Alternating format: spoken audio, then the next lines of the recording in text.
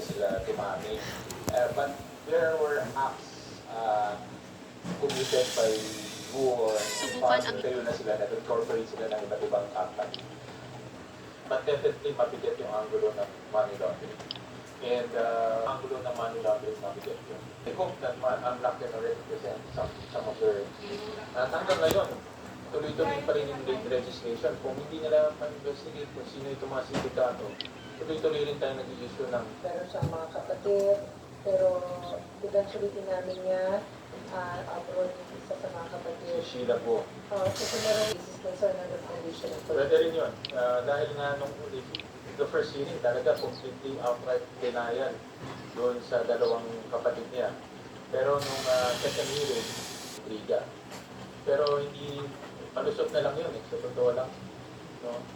And meron din kaming doon din sa incorporation papers ng mga Guo family. Ang presidente, si Alice Guo, ang treasurer or corporate secretary, si Sheila Guo.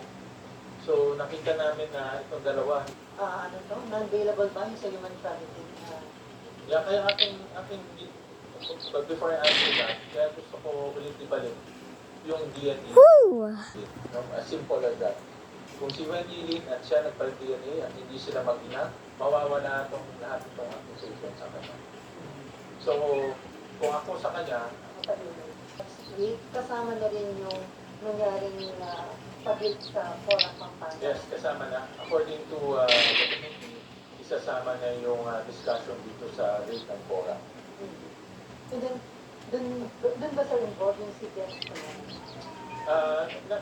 Nabasa ko lang sa statement ni Senator Lisa, being the chairperson. Siyempre siya ang may call kung imbitahan si Dennis Cunanan. But nabasa ko na imbitahan siya. Dahil nga, Lucky South 99,